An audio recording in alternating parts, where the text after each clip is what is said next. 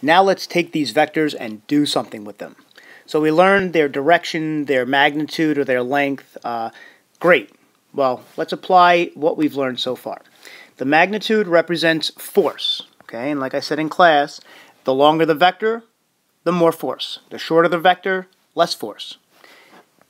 So here's a word problem. This is a perfect example of you should pause this so you can copy this, because you're just going to lose me if you're still copying this and I'm moving on. So please take a moment, get this in your notes, and then we'll continue.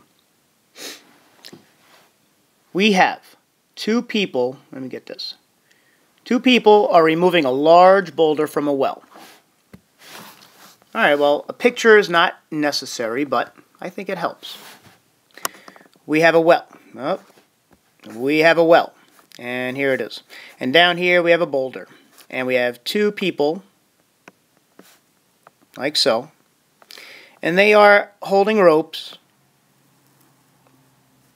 And they're trying to get the boulder out. Let's continue. They were pulling ropes. They were pulling on ropes attached to the boulder. The ropes make an angle of 40 degrees with each other. All right, well, I jumped the gun. I knew that was coming up. But here is the 40-degree angle in between the two ropes. If one person is pulling with a force of 115 newtons and the other at 105 newtons, what's the magnitude and the direction with respect to the smaller force, I'll explain that in a minute, of the net force on the boulder? All right, well, first off, what's the net force? The net force is the force coming straight up off the boulder. Okay, that's the direction the boulder is going. That's the overall force, the net force. Okay, and these are components of that. Now, what's the direction with respect to the smaller force? Well, when you're giving direction, I need to know where I'm starting. Am I at standard position, so I know I'm 30 degrees this way, or am I starting... I could be starting at things like 90 degrees, and if I'm going 30 degrees, well, you know, that brings me somewhere else. So I need to know with respect to what. If it's a smaller force, let me show you what we got. Say we have this guy at, or lady, who knows, at 115 newtons. This one is a 105. Okay. Well, if I want to know the direction with respect to the smaller force, well, that would be the smaller force and the net force in there. As opposed to, if this said the larger force, right, I got it in yellow, it's hard to see, but that says larger force, then it would be between the net force and the larger force, where the yellow is. Okay? So it's important to know which angle you're giving me, because they're not the same. They could be, but they're not always the same. I'm going to let you in on a little secret. Everything goes back to parallelograms. Okay? So think about this. All I'm doing is I'm taking this piece right here and I'm rotating it a little bit this way, and I got it over here. So this would be my 105, just to keep it consistent with the picture over there, and that would be my 115 Newton. And the resultant, let's change the color. The resultant will be in red here. That's the net force coming off of those two. And I think you can see our parallelogram. Okay. Now, if that's 115, so is that. If that's 105, so is that. And so what we have here, hang on. Oh well, just trying to make some room like always. Well, here's the, let me just, I got an idea. There, delete. One more time. We have our, whoops, here's our 115, here's our 105, and here are the arrowheads because that's the way the force is going. The force is going up this way, and so is the boulder, so that's the way the arrows go. And here's our parallelogram, and this is 105, and this is 115.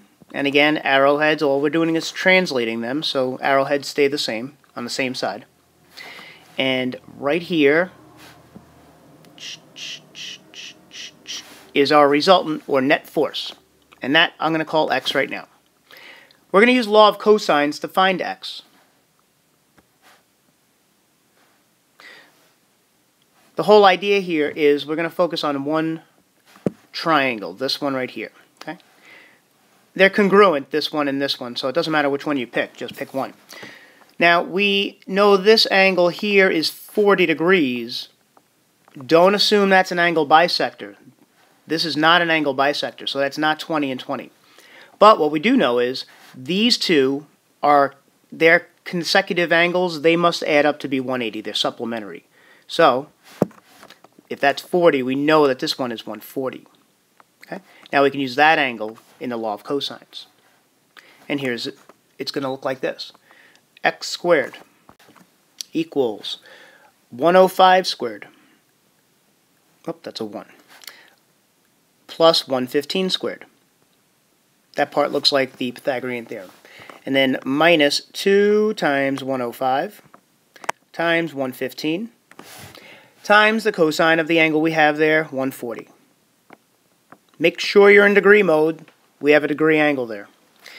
And I'm sure we can all handle excuse me, that in the calculator. If you plug that in correctly and you are in degree mode, you are going to get a value of 206.76 newtons. Awesome. That's the net force, because that's the magnitude or the length of the arrow. And remember, the longer it is, the more force. Cool. Next part is the direction. Now, it says smaller force. So like we talked about, this one right here, this is the smaller force. That's the larger one. We want this angle here between the net force and the smaller one, not this angle over here. So let me just color that in for you. How about orange? This is the angle we're finding. So we can use the law of sines. I caught a little error in my example right now before I published it. So rather than redoing the whole slide coming up, let me just point it out to you right now. I'm about to say that this is the smaller angle. You'll hear me say that's the smaller angle, when in fact that is not the smaller angle, because the smaller angle is always across from the smaller side. So I just want to point that out, and other than that, everything else in the example is perfect. Have fun. Alright, for the law of sines, I need a little more room, but first, see what we're doing here. We know this one now. This is 206.76, so we're going to say 206.76 is to the sine of 140, and then we're trying to find this angle, so we have to use the side across from that, so that's 115, okay? Just because it says a smaller force, don't use the smaller force. Across from the smaller angle is the larger force. So, let's continue. That would be sine, so you're going to set it equal to 115 over the sine of theta, or whatever variable you want to use. Alright, so again, if you need to see this, pause and rewind it, but I got to get rid of it now. 206.76, we need to use that number. What else can we get rid of? Alright, let's do this. We have 115 is to the sine of theta, and I'm going to set that equal to the x value, which was 206.76, over the sine of 140. And we only have one variable. We can solve for it. You're going to have 206.76 times the sine of theta. All I'm doing here is cross-multiplying. Make sure you are in degree mode. We have a 140 degree value there. And then you're going to get sine of theta equals, try to minimize your rounding error too. Just minimize, round once. If you could deal with it, well, gives you a better answer. Just don't get the decimal for each piece of this as you go. Do it all at once at the end. And that looks correct, right? I moved it. And now, how do you find the angle itself, theta? That equals the arcsine, second sine, inverse, whatever you want to call it, of this fraction right here. All right, you plug that in right there. And then you're going to get a value of 20 degrees, 20.95 degrees. There are the answers to our problem. Okay, there was the magnitude. Oh, right there and right there. Now we're going to do a painting picture or application with vectors. I was searching around for cool pictures and came across a few really cool ones. I mean, how great would it be to be chilling out right here? Brooklyn Bridge, my old hood, a beautiful shot of downtown. But anyway, we're going to use the picture that works best, landscape. Bye-bye, beautiful. Bye-bye, Brooklyn Bridge. This is the only one that looks fairly decent this way. Everything else looked a little awkward. And for some reason, I want to have my picture looking that way. Alright, so a painting is supported by 2 wires of equal length attached to its corners and tied to a single hook on the wall. Alright, well let me do this. And I want to make sure you can see that. That is just a real awesome shot. And let's do black. Here are the corners. And it is a single hook in the wall. And we have a 70-degree angle in between these. 70 degrees. Okay, make sure you're in degree mode. What is the tension in each wire? Tension is force. Okay. There you go. In each wire, if the painting weighs 7.5 pounds. Well, the painting weighs 7.5 pounds. Well, this is, this right here, this net force of the painting is 7.5 pounds.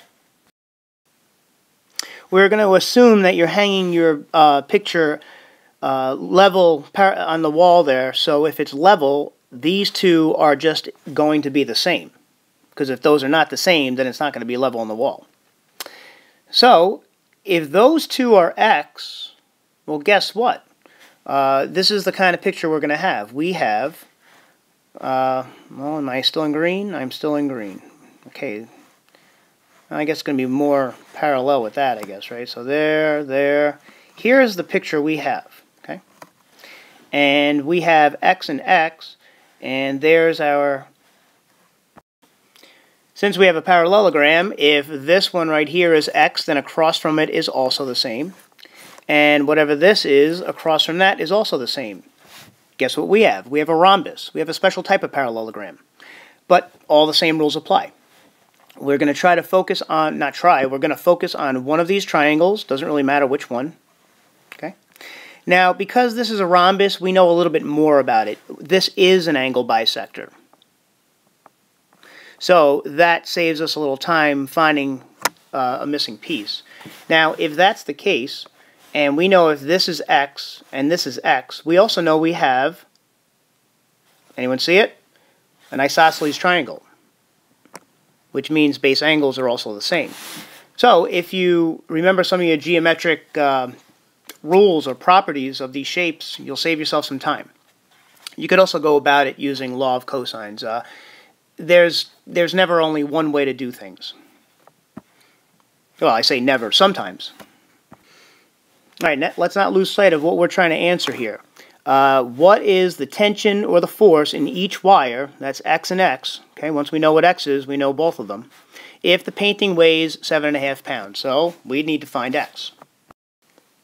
Now in this example, I mean, we learned the law of cosines and the law of sines, and you need to just, practice, you figure out when you use each one. But like I said, if you don't know how to, which one to use, I always start with the law of sines, and if it works, then let's do it. If not, then the law of cosine will work for us. We have enough information for the law of sines, and that's going to look something like this. We have X is to the sine of 35. 35 is across from it. That's degrees. Make sure you're in degrees. I know I say it all the time, but it's still just without fail. People do it in radians or whatever. Then we have 7.5, and that's going to be across, well, I said we have enough information, but what's the angle here? Well, this adds up to 180.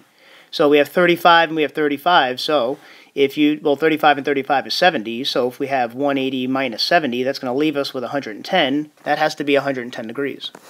right in there. We're going to cross multiply, and you're going to get something that looks a little like this. You're going to get 7.5 times the sine of 35.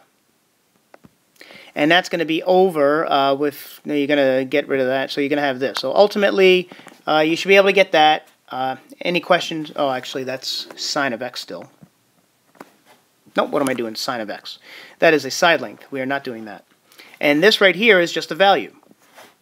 You plug that into your calculator, and you are going to get a value of 4.58. And what is our units? We are talking lbs. Of course, pounds, lbs. There you have it.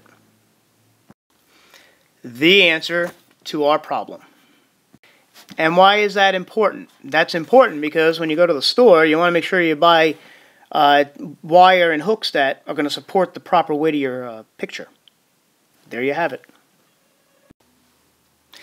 At this point, we're all to go to 8.5.2 video, which is just an extension to this one, and continue. I have another very important problem there dealing with equilibrium. Okay, we'll get to it over there, but equilibrium is when things are in balance with each other and it creates no motion. Okay, it's an idle position. We need to do that just for timing. These are word problems. I just want to make sure I'm very clear and precise on all points, so I just want to take an extra minute or two when need be. And then after this word problem dealing with equilibrium, it'll be followed up with the homework assignment. I say homework, but the classwork assignment, if you will, practicing this concept.